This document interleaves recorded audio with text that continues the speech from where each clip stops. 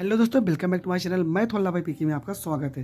दोस्तों, आज का जो आपका टॉपिक है वो है फैराडे के विद्युत चुंबकीय प्रेरण का नियम। देखो, पूरा का पूरा थ्योरी है, 3 नंबर में पूछा जाता है।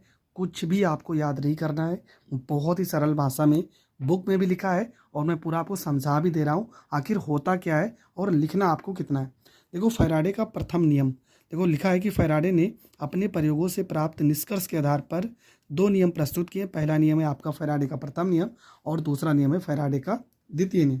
फैराडे का प्रथम नियम क्या कहता है कि किसी भी परिपथ में, मान लेते कोई परिपथ है, ठीक है। देखो, पहले कहानी के तरीके में जो समझा रहा हूँ वो समझ लीजिए। कोई मान लेते हैं परिपथ है और परिपथ में अगर चुंबकीय फ्लक्स में परिवर्तन होगा तो उसमें क्या उत्पन्न होगा, उसमें प्रेरित विद्युत वाहक बल उत्पन्न होगा। अगर प्रेरित विद्युत वाहक बल तभी उत्पन्न होगा और तभी तक प्रेरित होगा जब तक चुंबकीय फ्लक्स के मान में परिवर्तन होगा। देखो, कहने का मतलब क्या है, कहने का मतलब क्या है कि मान लेते हैं कोई चुंबकीय फ्लक्स, विद्युत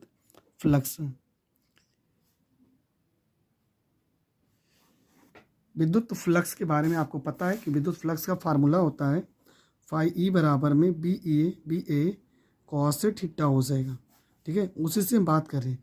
किसी भी परिपथ में, कोई भी परिपथ होगा, यदि उसमें चुंबकीय फ्लक्स के मान में परिवर्तन होता है, चुंबकीय फ्लक्स के मान में यदि परिवर्तन होता है, ठीक है, क्या हम कह रहे हैं समझ लीजिए। कोई भी परिपथ होगा, यदि चुंबकीय फ्लक्स के मान में परिवर्तन होता है तो उसमें क्या उत्पन्न हो जाता है, उसमें उत्पन्न हो जाता है प्रेरित विद्युत वाहक बल उत्पन्न हो जाता है।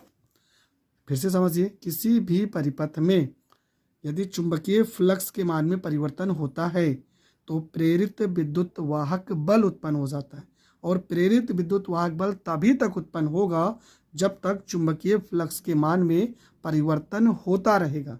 बस आपको इतना ही तो लिखना है। फिर से समझिए मैं क्या कह रहा हूँ।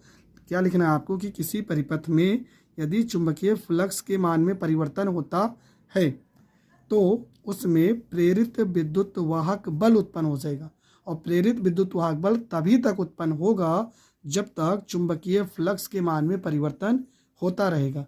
बस आपको इतना ही लिखना है। देखो क्या लिखा है कि जब किसी परिपथ से बद्ध चुंबकीय फ्लक्स के मान में परिवर्तन किया जाता है तो परिपथ में प्रेरित विद्युत वाहक बल उत्पन्न हो जाता है और यह विद्युत वाहक बल केवल तभी तक प्रेरित होगा जब तक परिपथ से चुंबकीय फ्लक्स के मान में परिवर्तन किया जाता है।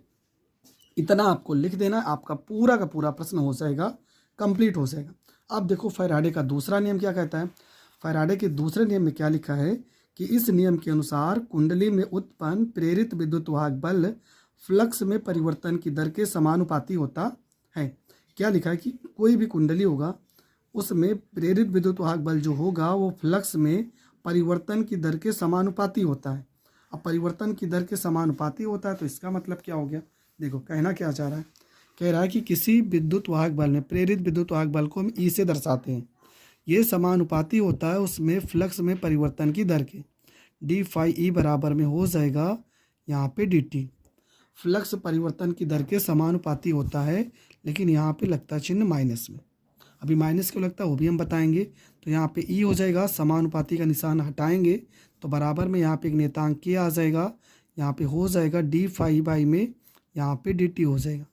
लिखेंगे जहाँ के एक समानुपाती नेतांक है, जहाँ के एक समानुपाती नियतांक है, समानुपाती नियतांक है, नियतांक है जिसका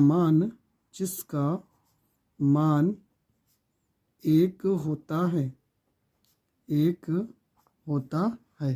तो यहाँ पर हो जाएगा ई बराबर में माइनस, यहाँ तो 1 हो जाएगा, ये हो जाएगा डी फाई ई और बटे में यहाँ पे हो जाएगा डी टी हो जाएगा। देखो यहाँ तक पूरा का पूरा सेम टू सेम ऐसे लिखा है, ई अनुक्रमानुपाती d phi by and delta phi by d t, और यहाँ पे समानुपाती का निशान हटाएंगे तो के आ जाएगा।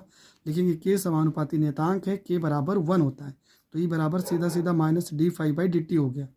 यहाँ पे फिर लिख देंगे। देखो लिखा है यहाँ पे, क्या लिखा है कि ऋणात्मक चिन्ह यह प्रदर्शित करता है कि प्रेरित विद्युत वाहक बल सदैव चुंबकीय फ्लक्स परिवर्तन का विरोध करता है। इस नियम को ल्यूमैन का नियम भी कहते हैं।